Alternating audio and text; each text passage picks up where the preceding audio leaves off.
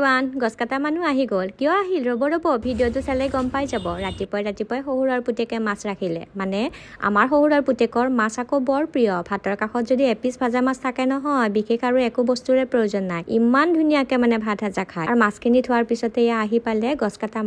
কাটা মানুহৰ যোগাৰবোৰ দেখিছেনে নাই আজিকালি আকৌ মেচিনেৰেহে গছবোৰ কাটে গছ এডাল ডাঙৰ কৰোতে কিমান কষ্ট কিমান বছৰ লাগে গছডাল ডাঙৰ হওঁতে কিন্তু কাটোতে আধা ঘণ্টা সময়ও নালাগে বহুত বছৰ পুৰণি গছডাল ৰাস্তাৰ কাষত আছে যিহেতুকে আনৰ একো ক্ষতি নহওক বুলিয়ে গছডাল কাটা গ'ল গছডালৰ বহুত বয়সো হৈছে সেইবাবে আৰু মই এটা পোষ্ট দিছিলোঁ বহুতে কমেণ্ট কৰিছিল যে আমি নাজানো তেল ধূপ দিব লাগে বুলি হয় তেল ধূপ দিব লাগে কাৰণ গছবোৰ আমাৰ মানুহৰ নিচিনাই চব বুজি পায় যিহেতুকে সদায় আমি প্ৰতিদিনাই তেওঁলোকৰ লগত চাফা চুফা কৰি একেলগে থাকোঁ সিহঁতেও কিছুমান বস্তু বুজি পায় আৰু সেই ভাবি বেয়া লগাৰ কাৰণে অকণমান তেল ধূপ নামঘৰত দি দিলোঁ তেল ধূপৰ লগতে অকমান মানে নিজৰ ইচ্ছা আৰু আপুনি যিমানখিনি পাৰে তেনেকুৱা ধৰণৰ এজন মানুহৰ কাৰণে আমি যিমানখিনি কৰিব পাৰো গছ এডালৰ কাৰণেও আমি তেনেকুৱাকে কৰিব পাৰো অৱশ্যে এইটো নিজৰ মনৰ কথা আপুনি কাক কিমানখিনি অন্তৰত স্থান দিব পাৰে কাক কেনেকে কি ভাৱত ৰাখিব পাৰে আৰু কামখিনি কৰা হোৱাৰ পিছত চাহ একাপ খাই ল'লোঁ উলালা গৰমত গৰম চাহ দেই তাৰপিছতে ভাত সাজা আৰু গধূলিলৈ কৈছিলোৱে নহয়